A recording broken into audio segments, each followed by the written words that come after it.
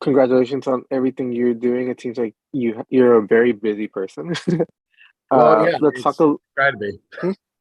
I yeah, try to be, let, yeah. yeah. Let's talk a little bit about the marvelous Mrs. Maisel. How do you feel being a part of this show? Because it's such a hit. Yeah, I mean, it was a hit before I I got there, and so it's intimidating just the prospect of being part of something like that. But when you have the writing as good as it is, the production design and the camera and the acting, um, all award winning, like every department, I think has won an award at some point, or at least been nominated, which is not the be all end all of it. It's just intimidating to know that these people are respected throughout the industry, and that there is a standard to live up to. And so to be a part of that and to, help the show live up to the standard that it's already set for itself, but also end its run in a way that, uh, satisfies the characters, but also the fans of the show, is awe-inspiring. It's intimidating, but it's exciting to be a part of. Who wouldn't want to be a part of a show that has already proven itself, Mhm. and to kind of help see that show into its final landing zone. So what can we expect from the final? I can't say anything about, like, the future. What I think been telling people is, it's funny because my family doesn't want to know anything. They want Yeah. they want to be surprised because they're fans of the show. And in the same way, like, the only reason I know is because I had to read the scripts and Mhm. I was in it. So you would think that would be a spoiler for me as a fan, but it was actually, it's almost a different kind of exciting because now that I know the path that it takes, the excitement is in seeing how it came out, because I know how good every aspect of the production is, Mhm. all the actors and the writing and directing. And so uh, I really do think Amy and Dan for this final season wanted to really pay homage to New York as a setting in this time period. Um, it's almost a uh, kind of like a euphoria, and not the show Euphoria, but Yeah. like a euphoric place, innocent, a little, but still kind of imbued with the issues of that time. The sexism, Mhm. um, the kind of the patriarchy, and the women of this show really speaking their minds, and kind of starting the course of feminism as we know it, that really marinated in the 60s but really came to fruition in the 70s, and they're creating a character that's a forerunner of that, and in a world where at that point very few women had succeeded in comedy. So I think this final season, it touches all the things and it includes all the elements that fans have come to love of the show. Mhm. Um, all the wardrobe, the fancy production design, the musical numbers, the dancing, the camera shots, the kind of wide and epic, um, dinner scenes, like the fast pace and all that stuff. Everything that people love about the show is included in this. And I think they've shot for the stars and kind of, you know, almost like challenge themselves to be a little more ambitious to tell the full story, um, of how this show and story will end. Definitely. And for you as an actor, coming into a show and trying to like mesh into with a cast that has already been together for such a long time, how do you prepare for that? And how did you personally, feel coming onto set? Well, you know, honestly, it's as an actor, you're given sides for the audition, and so you work on that, and that you have very little time to work on that. So I did the research around the character about head writers and comedy rooms in the 50s and 60s, early 60s, and use that as inspiration and let the comedy, the pace, and the writing, do the work. And the challenge was to maintain the sense of reality and realism, but at that breakneck speed, and also set people up for jokes, but also have my own point of view on the jokes that I had. And, my character, like who this character was, how he ran the writer's room, and to serve those things, knowing that I did that and knowing the show as a fan for the first 4 seasons, part of my execution and my character preparation is taking that into account, is taking, what I know of the show into account. I didn't have the full script. I just had my scenes. And so knowing what happened in those scenes and knowing what's happened on the show up until that point, actually the first audition, season 4 hadn't even premiered. So I didn't even know what happened to lead up to this. I was just, banking on what I knew of the first 3 seasons and then going into that. And so, and then when it got to getting to set and, dealing with I was intimidated by Amy and Dan, who created these amazing shows throughout the years, and this epic, once in a generation comedy. That was intimidating to work with them and kind of live up to their standards because they had set the bar so high. But when it came to working with Rachel, she was just so welcoming and gracious and like included us as part of the world. It wasn't like I'm the lead and you guys are just serving my story. It's like, we're all in this together. And that's, I think, the general consensus and feeling on set was, even to the background actors had they're in every shot, there's always movement in the frame and there's very few scenes with just 2 people. And so when you have all these people coming together to make one shot in very, one shot throughout the day, moving on to the next shot, it takes that positive energy and that teamwork to really make it all happen. And so, while it was intimidating and nerve-wracking to, fit in, it wasn't actually difficult because of the cast and because of the way the characters were written and how we were treated on set. It just all felt like we entered the show and we were part of the show and we just started doing the work, Yeah, awesome. You've had such a wonderful career so far.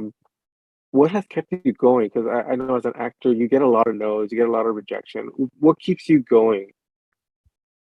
Well, I mean, my love for the craft of acting to get to do it, that's the goal always.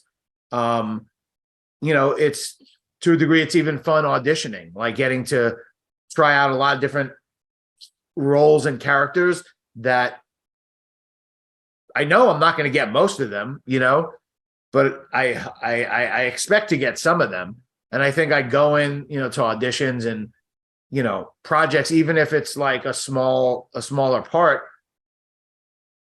thinking that maybe this character continues and has a life of its own and it lives in their own they're the hero of their own journey, and staying creative, doing other things, whether it's writing, like I know that a lot of actors like myself did a podcast over the pandemic, and for my purposes, I did the podcast because I missed talking to actors. At that point, even when I was working on set, you were wearing masks, you were separated, you had visors, like everyone was like quarantined from each other. And to me, that takes away some of the fun of like being on a set. It's like you're an ensemble, you're, a company of actors and, craftspeople coming together to produce this like one thing, one single shot and then another single shot and then on and on. And I really, I think the experiencing the positive end of that when I do get a job and working for that every time I go out for the job, I always invest in it, more than 100% and assume or approach it as if I have the role, and I'm just showing them my first rehearsal or my first take at it. And I feel like I'm in consideration for most things I audition for. The question is, there's so many different factors that play in. And so it's always someone else's decision, but what I'm in control of is putting forth my best effort, and in a way having fun and putting my stamp on it, in a sense how I would want to do it, because if I get the part, that's the way I want to do it. I don't want to be directed away from my interpretation, although I'm willing to work with a director. That's what a director's for. But when you audition, it's your personal, performance or stamp on who the character is and what story you're telling. And you just hope the casting directors, producers, writers, and studio people agree with that. Yeah. Definitely. And aside from acting and podcasting, you wrote a comic book called The Kinetics, I believe. Yeah. Let's talk a little bit about that because I was reading that it's about superheroes who have disabilities or terminal illness. Where did that come from? Yeah, it's not terminal illness, but that's not out of the realm of possibility. The characters, it's about tapping into your potential. So like the idea that there's a potential energy and a kinetic energy. Kinetic energy is the energy of movement. Potential energy is kind of the energy that a ball has at the top of a hill, before it starts moving. And as it moves and gets to its highest kinetic energy, it loses all of its potential energy. And so playing with that idea, we took characters that were like myself, someone with a chronic illness, type 1 diabetes, and some other illnesses, impediments, and disabilities, and use that as the inspiration for the superheroes and the superpowers. So a person with type 1 diabetes doesn't become a superhero and lose his diabetes. He has like I have an insulin pump and a continuous glucose monitor. And so when a character like me becomes a superhero, that those machines that help me survive and give me insulin merge with my body and I become a cyborg. So hence the character diabetes. And the character we have with, that was born with no legs has superhuman arm strength. She doesn't grow legs or use prosthetic, bionic prosthetic limbs. Although there's nothing against that. We just wanted to say that you're good enough as you are, and that your perceived weakness could actually be your greatest strength. So the message we're sending to kids is that they could achieve what they want to. It's that they could prove people wrong in kind of maybe looking down or seeing them as maybe less than, and kind of getting that out into the ether and then showing it to the world, honestly.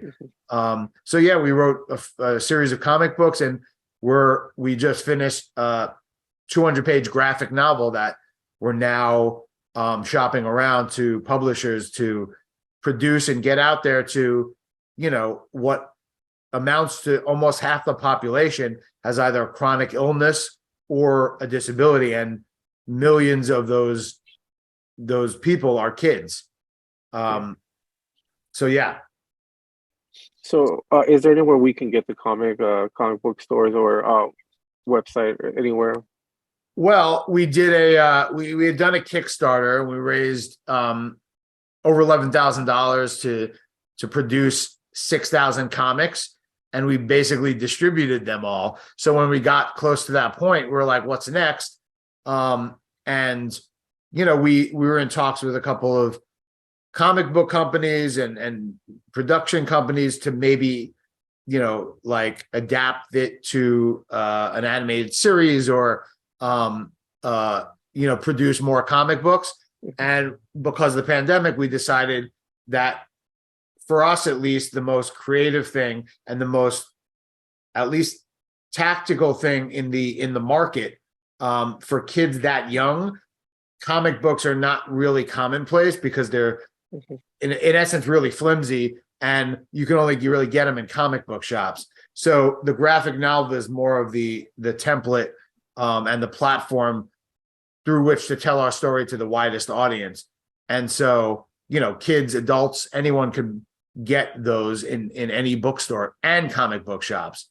So we adapted into a graphic novel, and at this point, we're hoping a publisher comes along or an agent to represent us, and we were able to mass distribute to get it to more than 6,000 people. And it's one cohesive comic book. It's called The Kinetics and the Glowing Orb of Gorthon.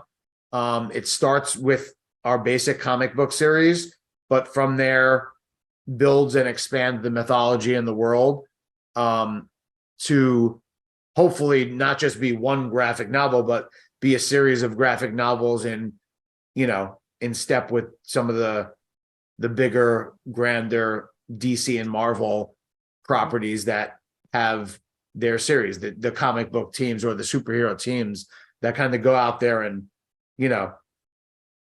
fight evil and stand up for, the less fortunate. In this case, it's those people that were perceived as the people that needed defending are now defending the others, the people that maybe, previously were self-sufficient. You need a team like the Kinetics to fight against this specific force that we've set as the big bad. Yeah. Well, that sounds awesome. Thank you very much for your time. I hope to get to see this comic book series because it seems awesome. It really caught my attention. It's something I really would want to have. Yeah. Thank you very much for your time once again. All right. Thank you.